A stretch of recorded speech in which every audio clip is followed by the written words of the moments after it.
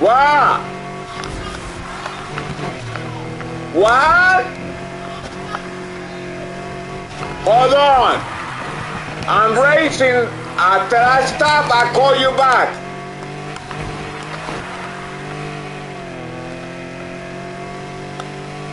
I cannot lose this.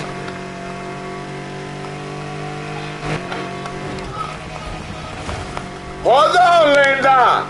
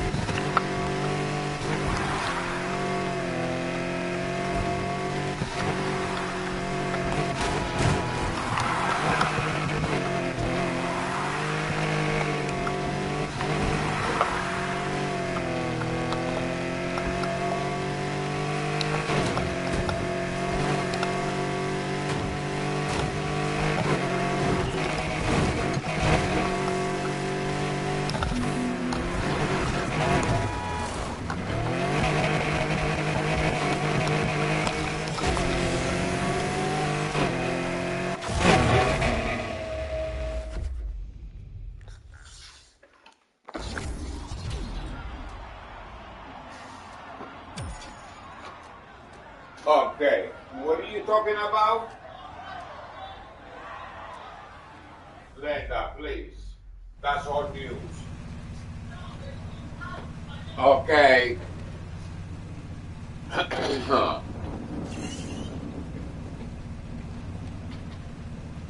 talking about like, that's like, oh my God.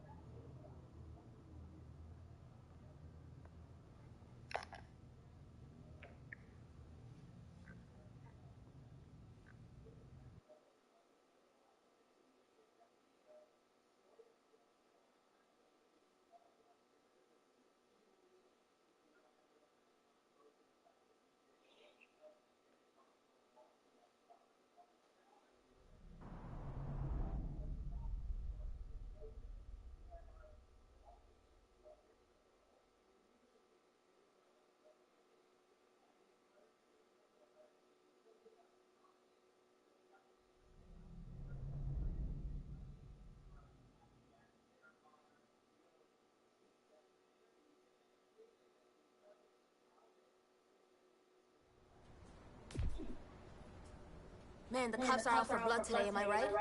Taurus must be even more of a hard-ass than Mercer.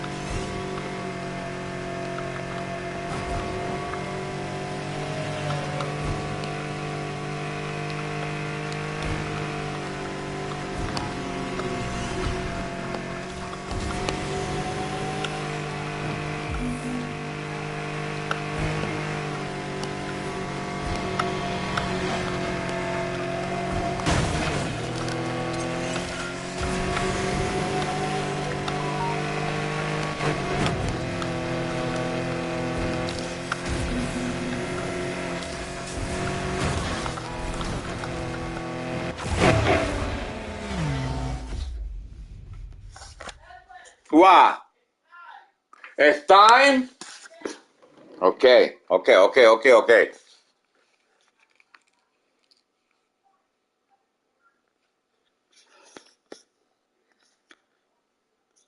Come on.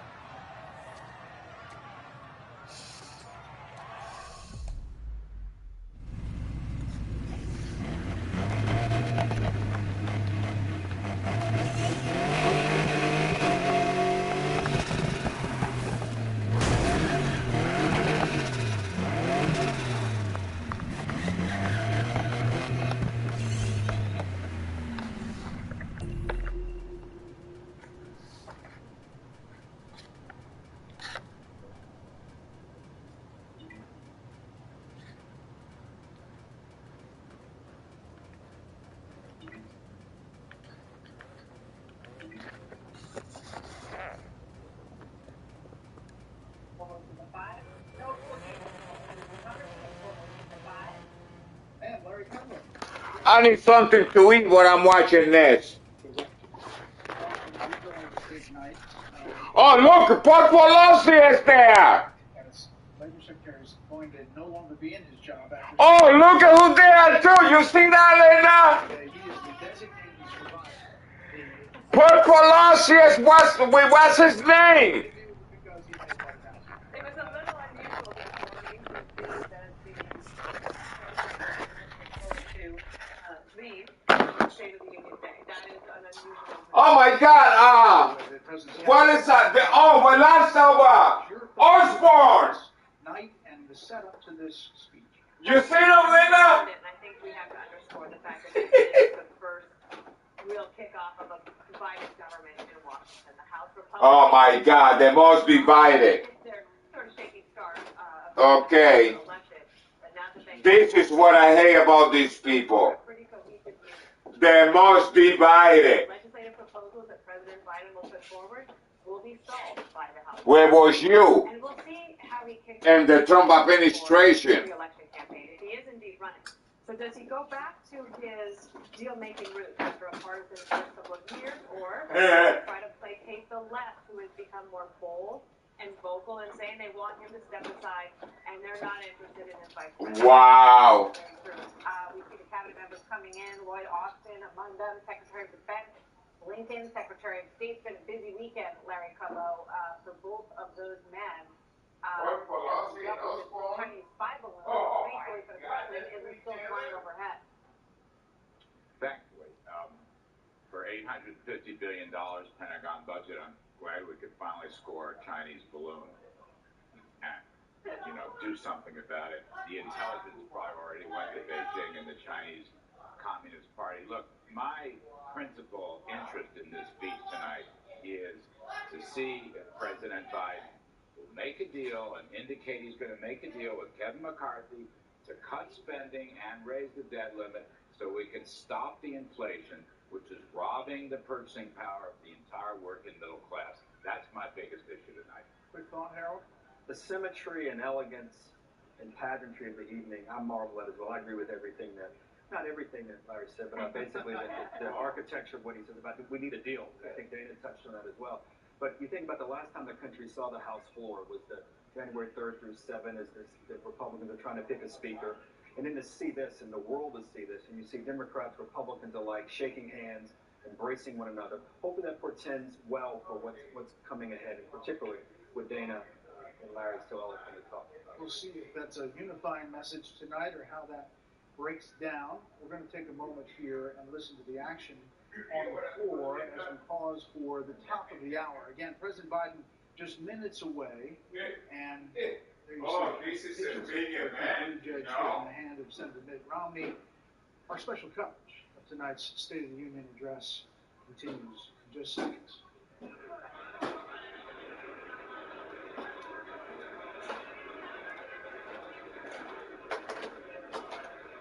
Oh, what the hell is... Why they are board-headed? A live look at the U.S. Capitol. Beautiful night here. Pretty clear in Washington. We'll see if the message is clear from President Biden. We're just moments away from President Biden and tonight's State of the Union address. Good evening again from Washington. I'm Brett Baer.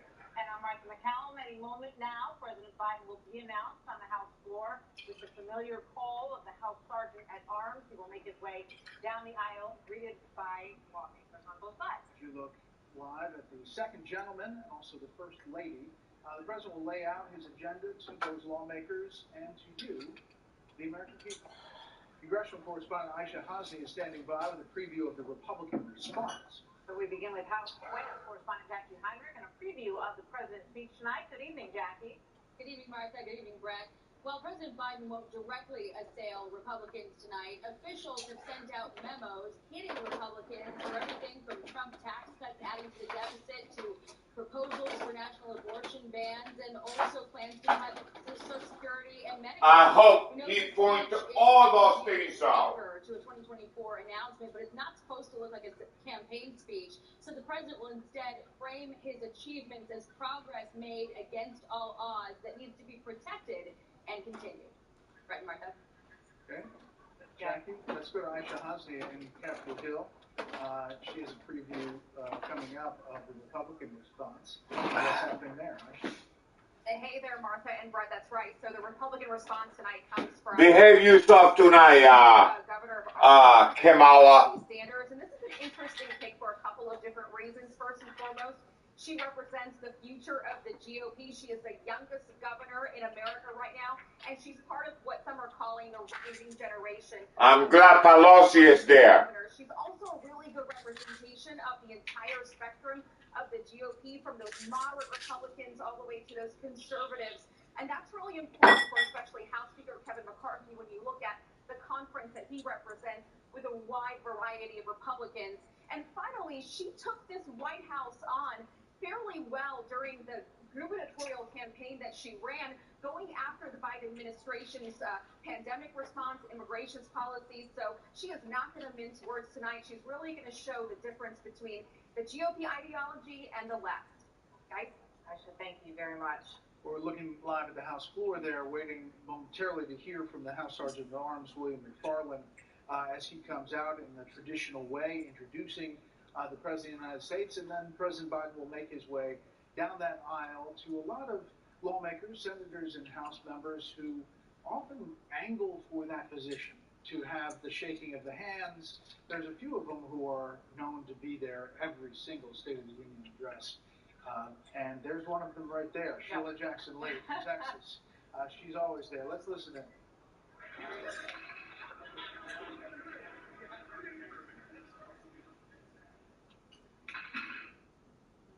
Mr. Speaker, the President of the United States. Come on, Joe. Yay!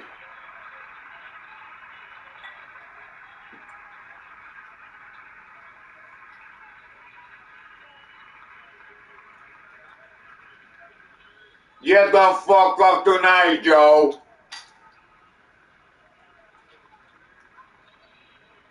I'm cracking my nuts right here, Joe.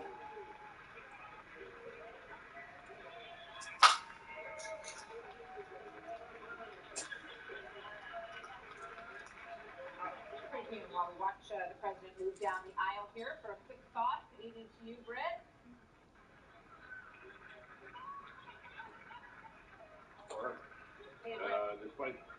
Despite the applause that you hear, he is looking at the possibility of a re-election announcement soon, and he's trying to set the stage for that by basically asking Americans tonight, whom do you believe, me or your lived experiences, as Democrats like to say. This is a man whose own party members, 62% in the latest poll, do not want him to run again. So he's Shut up. Things are better than you think, folks. I'm better than you think, folks. I'm ready to go, and you should be ready to go with me. That's a tall order. We'll see how he can do it. You know, Britt, a lot of times these things are shopping lists for agencies around Washington. We've heard a lot of them. But over the years, really all the way back to President Reagan in 1982, they've woven in these stories of people in the chamber to try to get drama, try to hit some points. The president's not known for those rhetorical kind of emotional speeches. But what do you think about this moment as perhaps he gets ready to announce a re-election bid? Well, the Biden I knew when I covered him in the Senate was known for those rhetorical moments, Brett, but in more recent years, it's been less and less common to see and hear from him. And we'll see if he's going to do it tonight. These people in the galleries will be, I understand, for example, Paul Pelosi, Nancy Pelosi's husband, so badly injured in that attack in his own home, may be on hand tonight and will be recognized, and that will certainly be an emotional moment. And I suspect the cheering for that will be wild. Everybody who knows Paul Pelosi, whatever they may think of Linda, his wife's politics, like the guy. You see that blind woman? You know, if the president can associate himself with him in a way that's... Yeah, CIA. That's kind of why they do it. And we'll see how well he does it. I'll be interested to see the president, how he does tonight. He's stumbled at times, and the speech has been constructed to try to help him with anything that might cause him to stutter or stumble. And we'll see if he can do it. I suspect he'll be in as good a form as he can be. You know, he's shaking the hands there of Supreme Court justices, including the Chief Justice. And obviously, the Supreme Court will likely come up in this speech as well. Yeah, no doubt. Rick, stand by. We're going to bring the panel back in. Dana, it's interesting that in the excerpts that were sent out, he says, my economic plan is about investing in places and people that have been forgotten. Very interesting that he's using this terminology that was so associated with President Trump, the forgotten men and women, as he tries to get back those voters that were traditionally Democrat voters. You're going to hear a lot from him tonight about manufacturing jobs and the return of manufacturing jobs to the United States. You're also going to see in the First Lady's visitors box, there will be a union worker from Ohio. So they're definitely realizing that they have a problem. They're trying to fix it. I'm not sure this is going to cut it.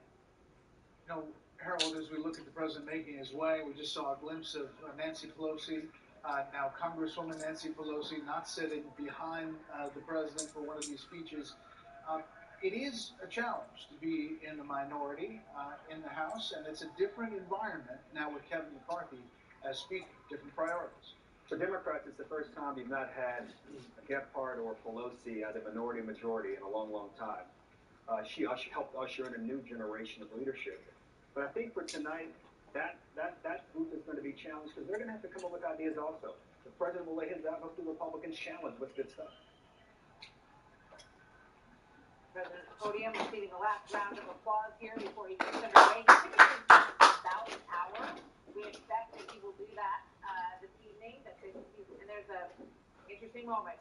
Kevin McCarthy's waited a long time for that moment, and the speech was just handed over to him as President Biden gets ready to speak. The two of them met last week to discuss the possibility of reining in spending. So we'll get to hear anything about that tonight.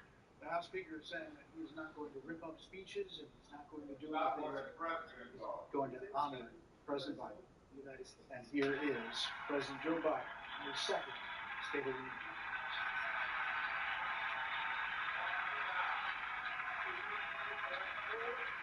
Mr. Speaker.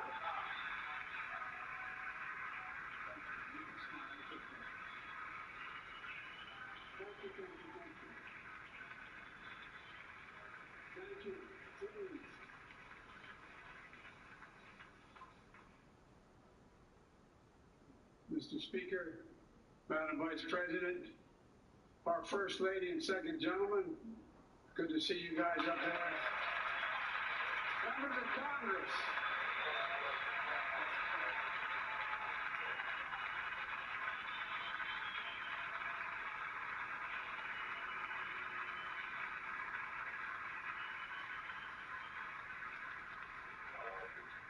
By the way, Chief Justice, I may need a court order. She gets to go to the game tomorrow, next week. I have to stay home. Got to work something out here.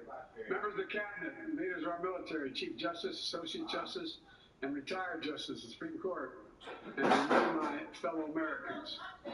You know, I start tonight by congratulating the 118th Congress and the new Speaker of the House, Kevin McCarthy.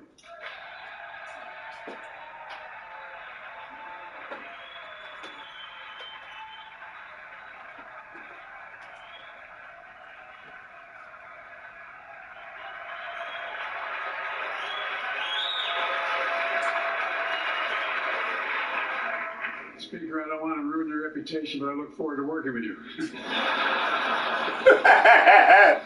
I want to congratulate the new leader of the House Democrats, the first African-American minority leader in history, Hakeem Jeffries.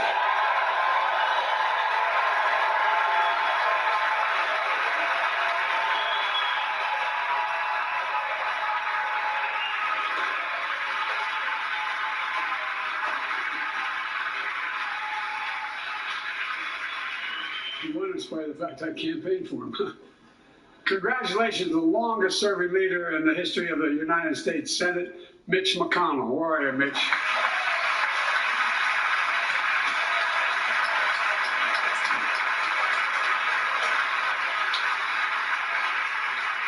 And congratulations to Chuck Schumer, another term as Senate Minority Leader. I think you. This time you have a slightly bigger majority, Mr. Leader. You're a majority leader. About that much bigger? Well, I tell you what, I want to give special recognition to someone who I think is going to be considered the greatest speaker in the history of the House of Representatives, Nancy Pelosi.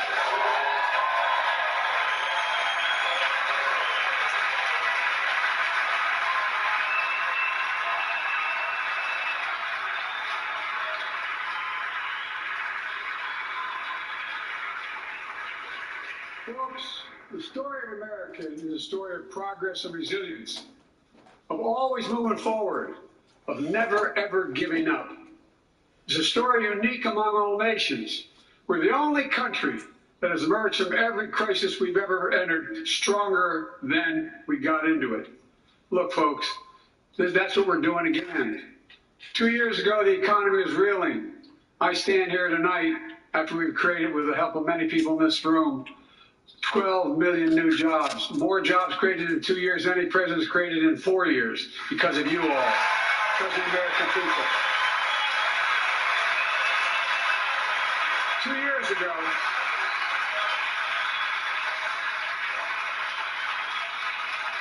and 2 years ago, COVID had shut down, our businesses were closed, our schools were robbed of. Oh my God, you got old. Today, COVID no longer controls our lives. And 2 years ago, democracy faced its greatest threat to the Civil War. And today, though bruised, our democracy remains unbowed and unbroken.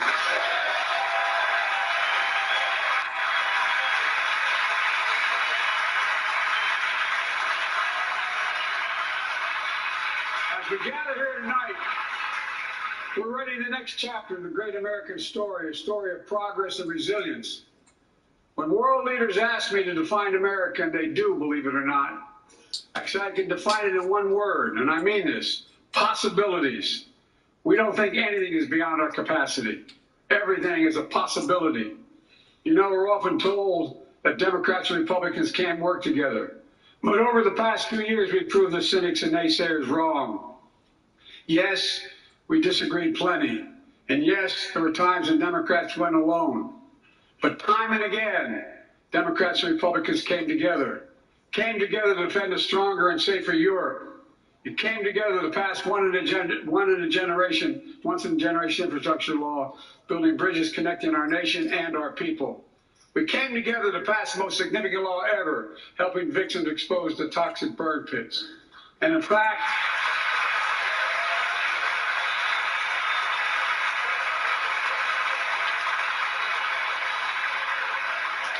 it's important.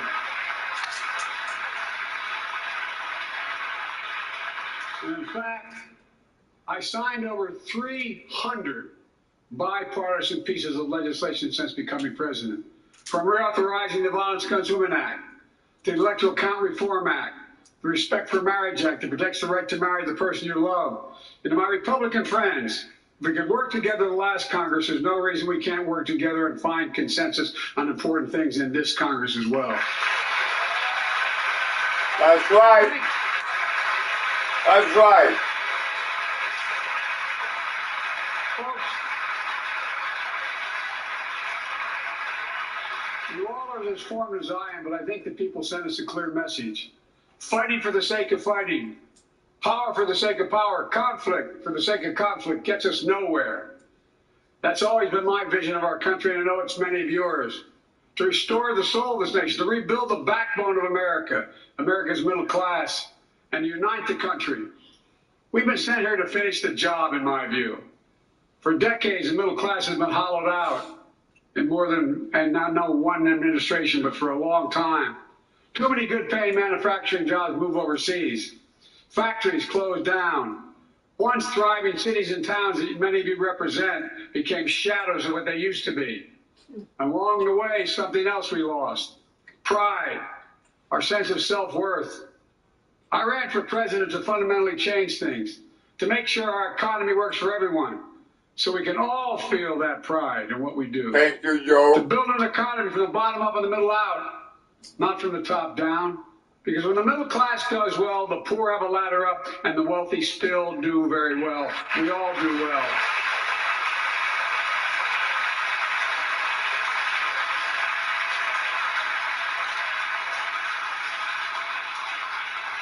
I know a lot of you always kid me for always quoting my dad, but my dad used to say, Joey, a job's about a lot more than a paycheck. He really would say this. It's about a lot more than a paycheck. It's about your dignity. It's about respect. It's about being able to look your kid in the eye and say, honey, it's going to be okay, and mean it.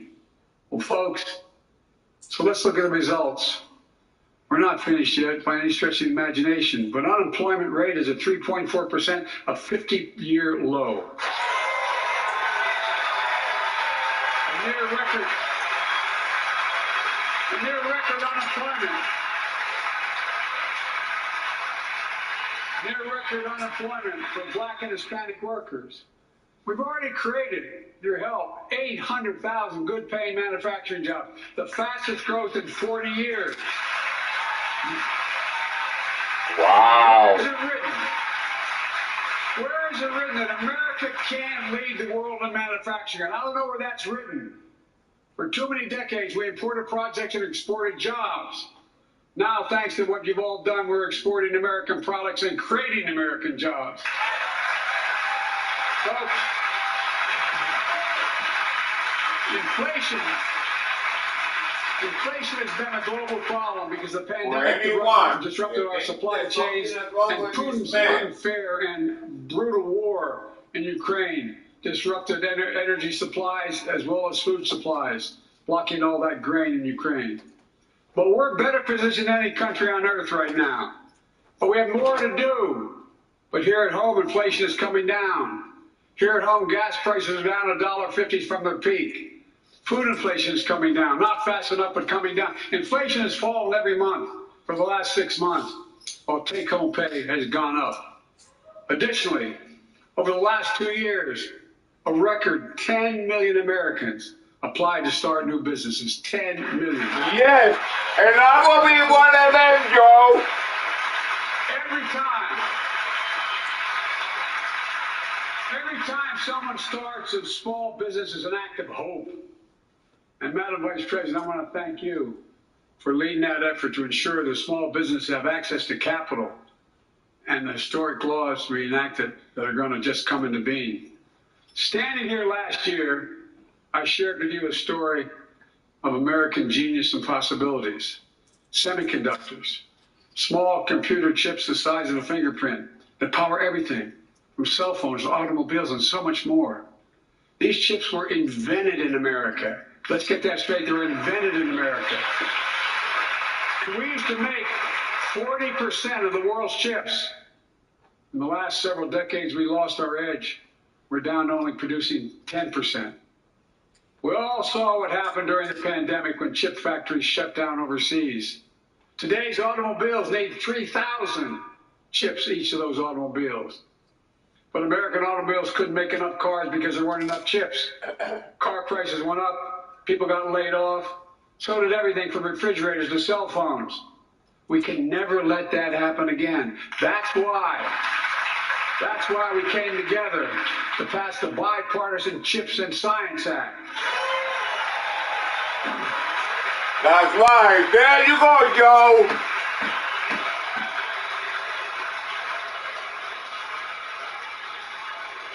Folks, I know I've been criticized for saying this, but I'm not changing my view. We're going to make sure the supply chain for America begins in America. The supply chain begins in America. That's right.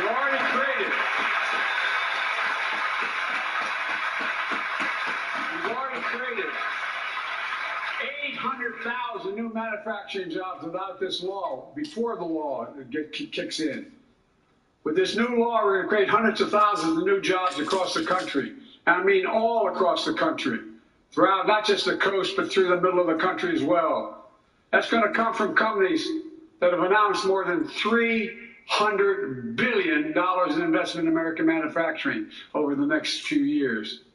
Outside of Columbus, Ohio, Intel is building semiconductor factories on 1,000 acres, literally a field of dreams.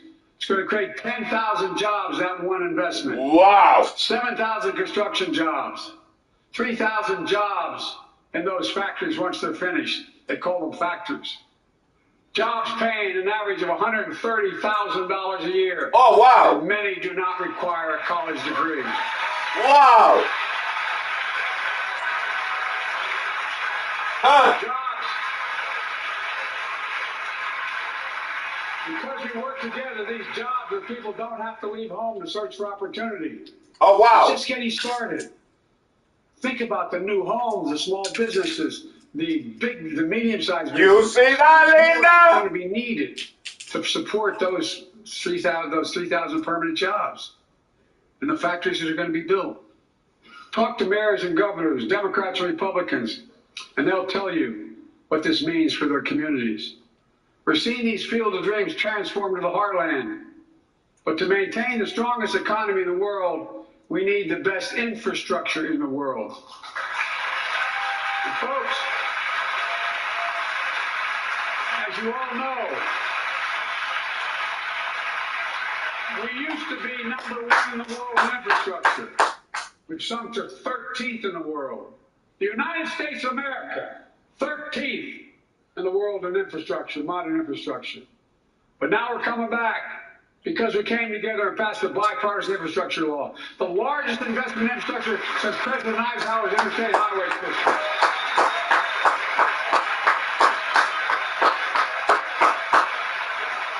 That's right.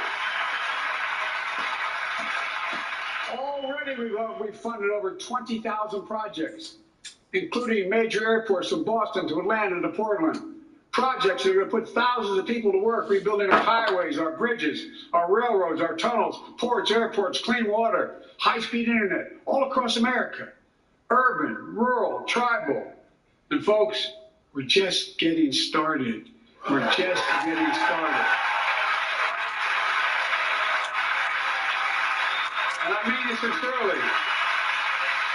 I want to thank my Republican friends who voted for the law, and my Republican friends who voted against it as well. But I still get asked to fund the projects in those districts as well. But don't worry. I promised I'd be a president for all Americans. We'll fund these projects. And I'll see you at the groundbreaking. Go ahead, Joe.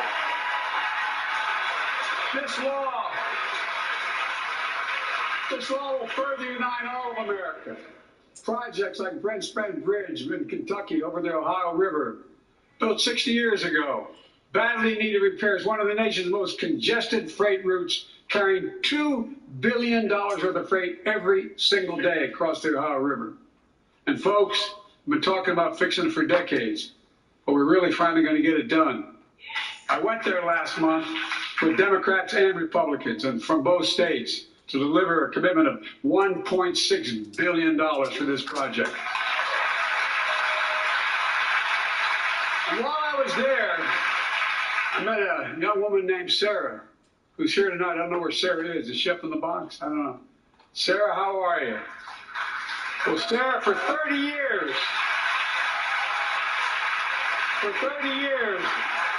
I learned, she told me she'd been a proud member of the Iron Workers Local 44, known as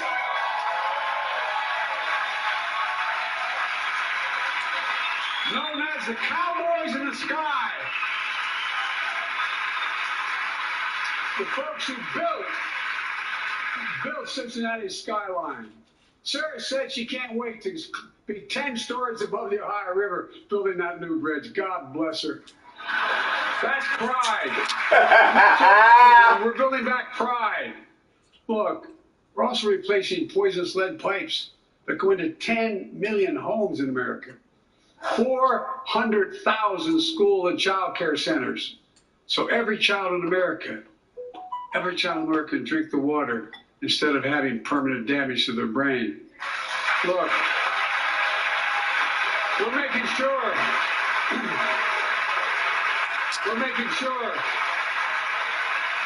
that every community in America has access to affordable high-speed internet.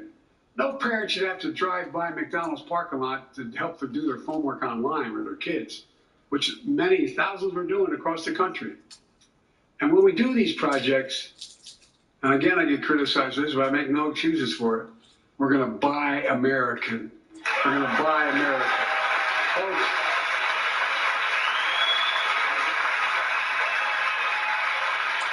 and it's totally consistent with international trade rules. Buy America has been the law since 1933, but for too long, past administrations, Democrat and Republican, have fought to get around it. Not anymore. Tonight, I'm announcing new standards require all construction materials used in federal infrastructure projects to be made in America. Made in America. I mean it. Lumber, glass, drywall, fiber optic cable. And on my watch, American roads, bridges, American highways are going to be made with American products as well. Folks, my economic plan is about investing in places and people that have been forgotten. So many of you listening to me tonight, I know you feel it. So many of you felt like you've just simply been forgotten. Amid the economic upheaval of the past 4 decades, too many people have been left behind and treated like they're invisible. Maybe that's you watching from home. That's you right, the Joe. jobs that went away. You remember them, don't you? The folks at home remember them. You wonder whether the path... Oh, wait, my country no se fio cante por la maldad. Without having to move away. Well, that's why I get that. That's why we're building an economy where no one's left behind. Jobs are coming back. Pride is coming back. Because choices we made in the last several years. You know, this is my view of blue-collar blueprint to rebuild America and make a real difference in your lives at home. For example, too many of you lay in bed at night like my dad did, staring at the ceiling, wondering what in God's name happens if your spouse gets cancer or your child gets deadly ill or something happens to you. What are you going to get money to pay for those medical bills? Or you're going to have to sell the house or try to get a second mortgage on it. I get it. I get it. With the Inflation Reduction Act that I signed into law, we're taking on powerful interests to bring healthcare costs down so you can sleep better at night with more security. You know, we pay more for prescription drugs than any nation in the world. Let me say it again. We pay more for prescription drugs than any major nation on earth. For example, 1 in 10 Americans has diabetes. Many of you in this chamber do, and in the audience. But every day, millions need insulin to control their diabetes so they can literally stay alive. Insulin's been around for over 100 years. The guy who invented it didn't even patent it because he wanted it to be available for everyone. It costs the drug companies roughly $10 a vial to make that insulin. Package it and all, you may get up to $13. But Big Pharma has been unfairly charging people hundreds of dollars, $400 to $500 a month, making record profits. Not anymore. Not anymore.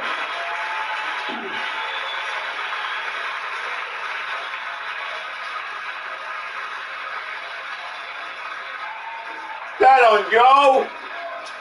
Look at my country's face. Look at my country's face. Many things that we did are only now coming to fruition. We said we were doing this, and we said we passed the law to do it, but people didn't know because the law didn't take effect until January 1 of this year. We capped the cost of insulin at $35 a month for seniors. That's right. Thank you, Joe. Thank you. People are just finding out. I'm sure you're getting the same calls I'm getting. You see that face? Look at my country's face. You are a fucking hypocrite. Including 200,000 young people with type 1 diabetes who need this insulin to stay alive. Let's finish the job this time. Let's cap the cost of insulin for everybody at $35.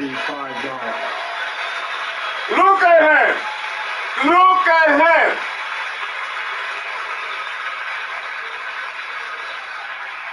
Folks, The big pharma is still going to do very well, I promise you all. I promise you they're going to do very well. This law also caps, and won't even go into effect until 2025, costs, out-of-pocket drug costs for seniors on Medicare at a maximum of $2,000 a year. You don't have to pay more than $2,000 a year, no matter how much your drug costs are. Thank you, Joe. Thank you very much. Many of you, like many of my family, have cancer. You know the drugs can range from $10, $11, $14, $15,000 for the cancer drugs.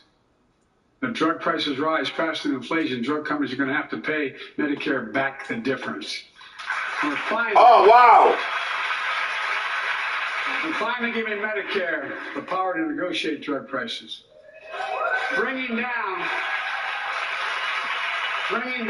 prescription drug McCarthy, you are a fucking hypocrite. Cuts the federal deficit by billions of dollars, by hundreds of billions of dollars, because these prescription drugs are drugs purchased by Medicare to keep their commitment to the seniors. Well, guess what? Instead of paying $400 or $500 a month, you're paying $15. That's a lot of savings for the federal government. And man, why would we want that? Now, some members here are threatening, and I know it's not an official party position, so I'm not going to exaggerate, but threatening to repeal the Inflation Reduction Act. As my coach, that's okay, that's fair. As my football coach used to say, lots of luck in your senior year. Make no mistake, if you try anything to raise the cost of prescription drugs, I will veto it. Yay!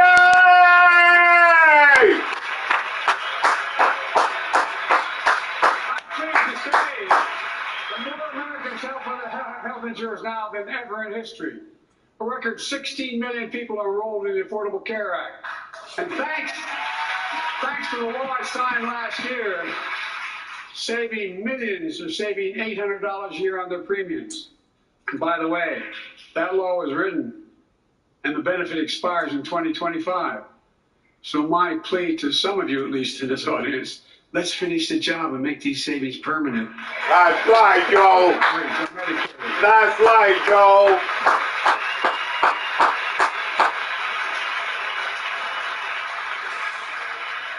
Look, the Inflation Reduction Act is also the most significant investment ever in climate change. Ever. Lower utility bills, creating American jobs, leading the world to a clean energy future. I visited the devastating aftermath of record floods, droughts, storms, and wildfires from Arizona and Mexico to all the way up to the Canadian border. More timber has been burned that I've observed from helicopters than the entire state of Missouri. And we don't have global warming? Not a problem. In addition to emergency recovery, from Puerto Rico to Florida to Idaho, we're rebuilding for the long term. New electric grids that are able to weather major storms and not prevent those forest fires. Roads and water systems will withstand the next big flood. Clean energy to cut pollution and create jobs in communities often left behind. We're going to build 500,000 electric vehicle charging stations installed across the country by tens of thousands of IBEW workers. And we're helping families save more than $1,000 a year with tax credits to purchase electric vehicles and efficient appliances, energy-efficient appliances. Historic conservation efforts to be responsible stewards of our land. Let's face reality. The climate crisis doesn't care if you're in a red or blue state. It's an existential threat. We have an obligation, not to ourselves, but to our children and grandchildren to confront it. I'm proud of how America at last is stepping up to the challenge. We're still going to need oil and gas for a while. But that's right, Joe. No. You got it. That's right, Joe. So much more to do. We got to finish the job. And we pay for these investments in our future by finally making the wealthiest and biggest corporations begin to pay their fair share. I'm a vote for you again. This began.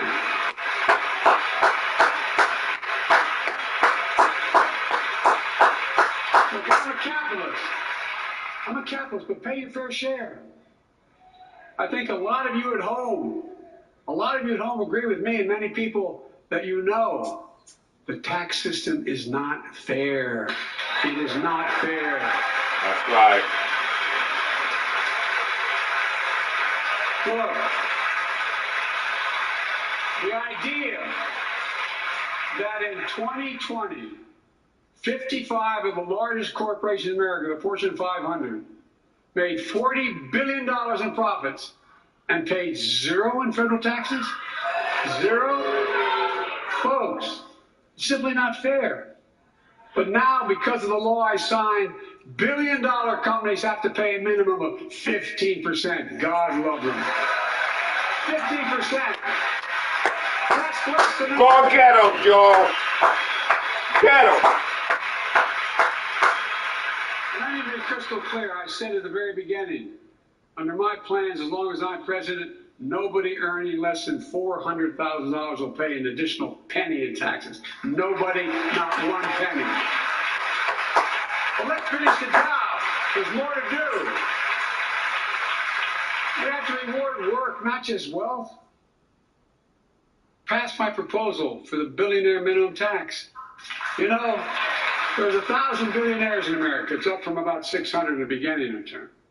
But no billionaire should be paying a lower tax rate than a school teacher or firefighter. I mean, think about it.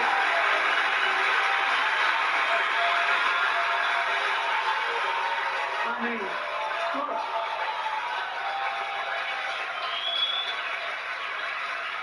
I know you aren't enthusiastic about that, but think about it. Think about it. Have you noticed Big Oil just reported its profits, record profits? Last year they made $200 billion in the midst of a global energy crisis. I think it's outrageous. Why? They invested too little of that profit to increase domestic production. And when I talk to a couple of them, they say, we're afraid you're going to shut down all the oil wells, all the oil refineries anyway, so why should we invest in them? I said, we're going to need oil for at least another decade. And that's going to exceed... There go my country! Yeah, you know that!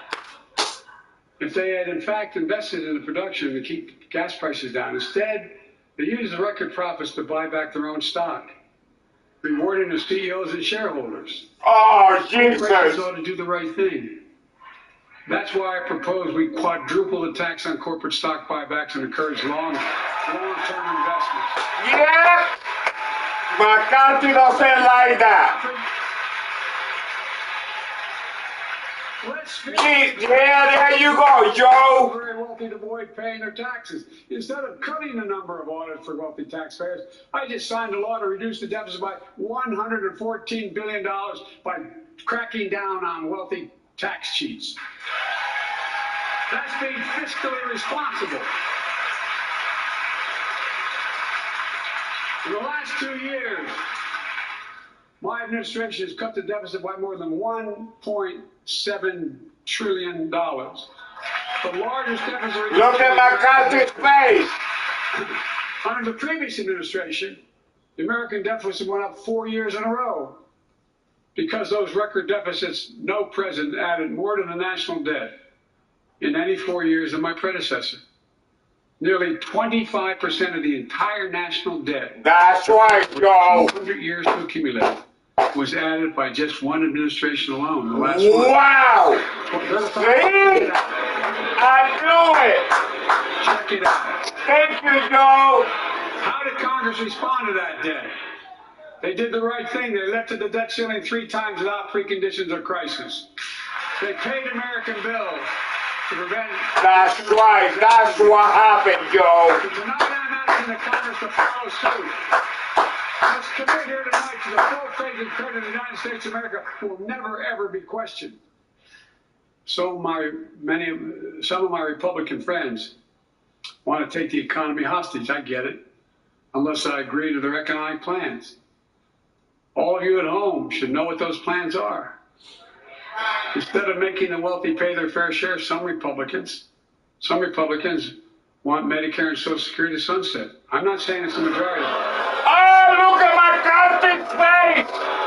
Let me give you, anybody who doubts it, contact my office. I'll give you a copy. Look at Greeley! That means Congress doesn't vote. Look at her face! I tell you, I enjoy conversion. You know, it means if Congress doesn't keep the programs the way they are, they'd go away. Other Republicans say, I'm not saying it's the majority of you. I don't even think it's even a significant. Take it to him, Joe! Take it to them, Joe! I'm not politely not naming them, but it's being proposed by some of you. Look. Take it to them, Joe! The idea is that we're not going to be moved into being threatened to default on the debt if we don't respond. Folks. Yeah, that's right. There you go. McCarthy, stand up. Stand up. You fucking fake. So, folks, as we all apparently agree, Social Security and Medicare is off the books now, right? Thank you, Joe. Thank you, Joe. That's right. We got unanimity.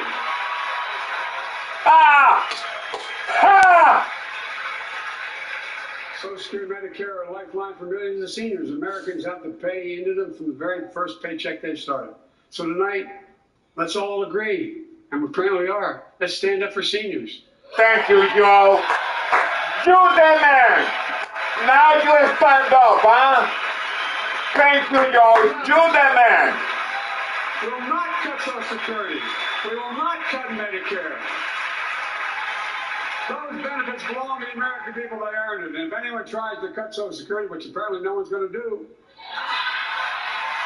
and if anyone tries to cut Medicare, I'll stop them. I'll veto it. Thank you. Thank you, Joe. Be taken away. Not today, not tomorrow, not ever. But apparently it's not going to be a problem. Next month, when I offered my fiscal plan, I asked my Republican friends to lay down their plan as well. I really mean it. Let's sit down together and discuss our mutual plans together. Okay, see? Okay. Stand up.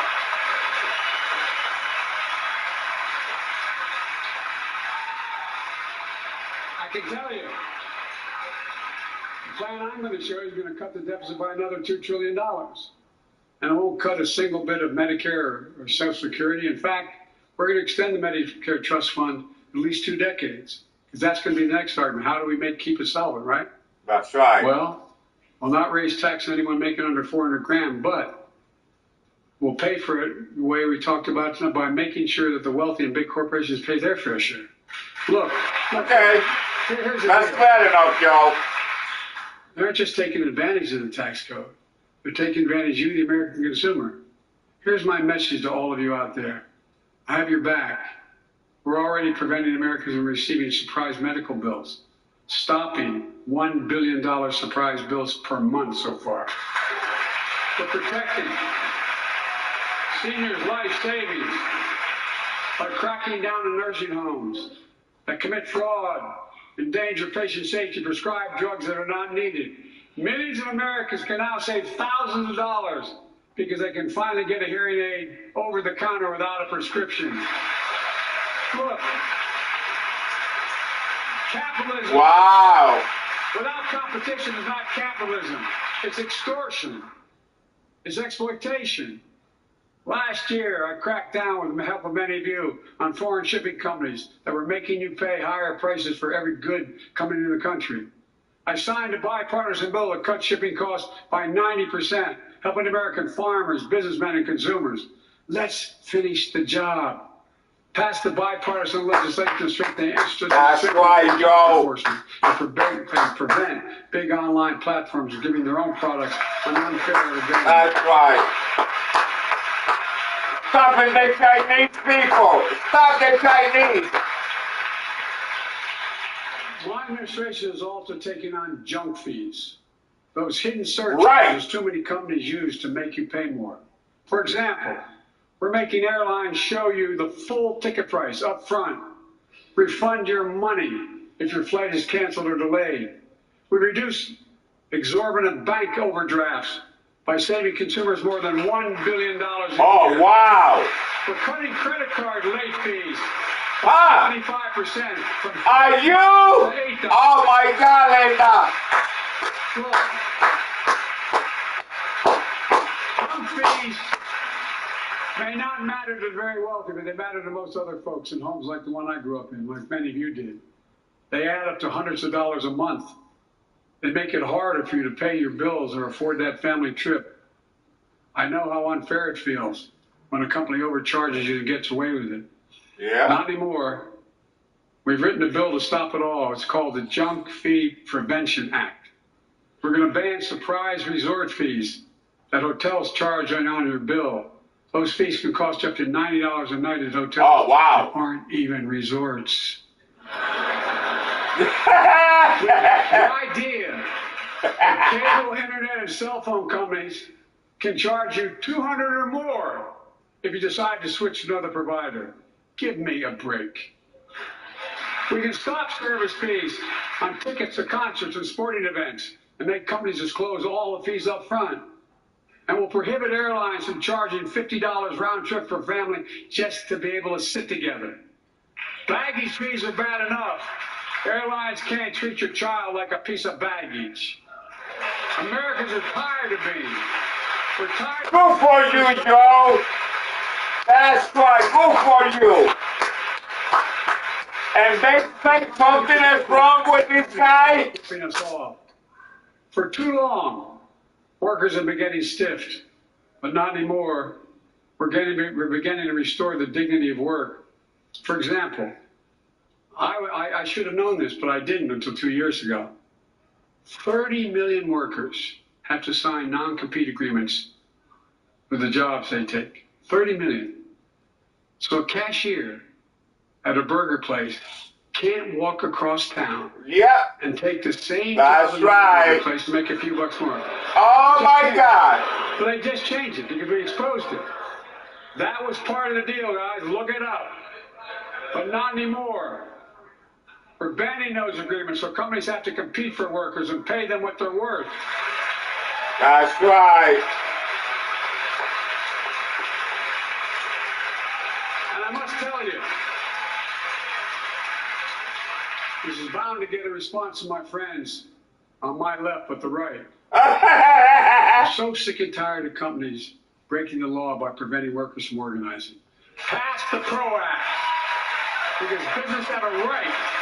Workers have a right to form a union. That's right. Yeah, See, all workers have a living wage. Let's make sure working parents can afford to raise a family with sick days, paid family medical leave, affordable child care. That's going to enable millions of more people to go and stay at work. And let's restore the full child tax credit, which gave tens of millions of parents some breathing room and cut child poverty in half to the lowest level in history. And by the way, when we do all these things, we increase productivity. We increase economic growth.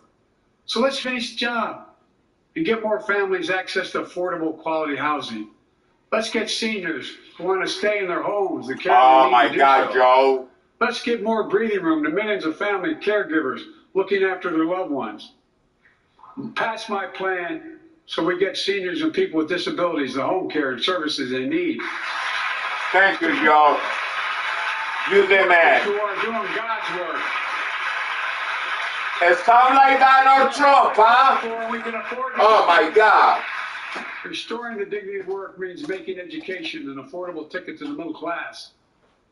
You know, when we made public education, 12 years of it, universal in the last century, we made the best educated, best paid, we became the best educated, best paid nation in the world. The rest of the world's caught up. It's caught up. Jill, my wife, who teaches full time, has an expression. I hope I get it right, kid. Any nation that out-educates us is going to out-compete us. Any nation that out-educates is going to out-compete us.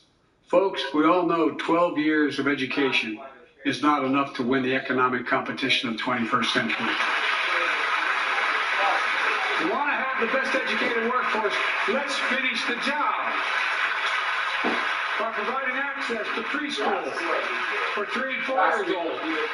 Studies show that children who go to preschool are nearly 50% more likely to finish high school and go on to earn a 2 or 4 year degree, no matter their background they came from. Let's give public school teachers a raise.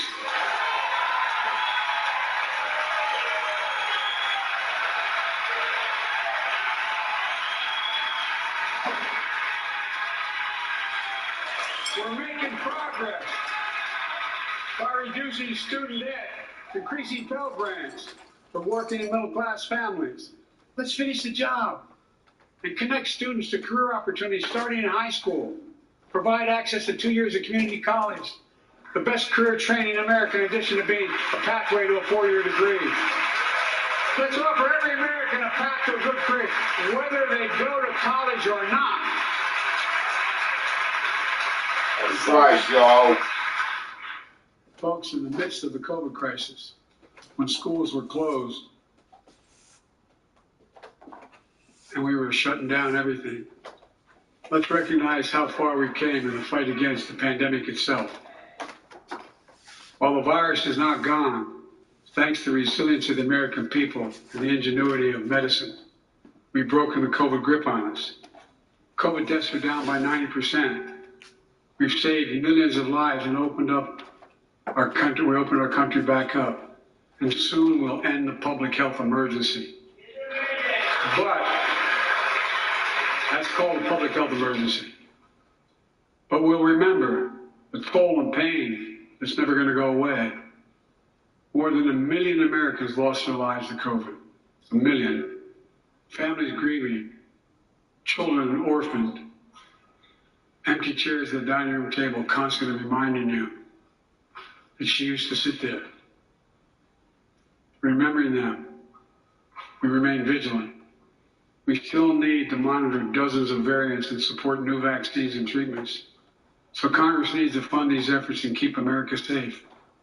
And as we emerge from this crisis stronger, we're also got to double down on prosecuting criminals who stole relief money meant to keep workers and small businesses afloat.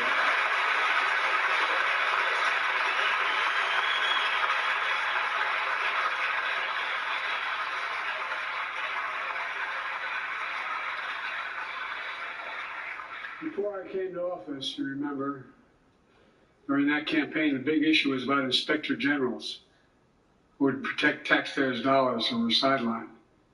They were fired. Many people said we don't need them. And fraud became rampant. Last year, I told you the watchdogs are back. Since then, we recovered billions of taxpayers' dollars. Now let's triple the anti-fraud strike force going after these criminals, double the statute of limitations on these crimes, and crack down on identity fraud by criminal syndicates stealing billions of dollars from the American people. And the data shows that for every dollar we put into fighting fraud, the taxpayers get back at least 10 times as much. It matters. It matters. Look, COVID left its scars, like the spike in violent crime in 2020, the first year of the pandemic. We have an obligation to make sure all people are safe. Public safety depends on public trust, as all of us know. But too often that trust is violated. Join us tonight are the parents of Tyree Nichols. Welcome.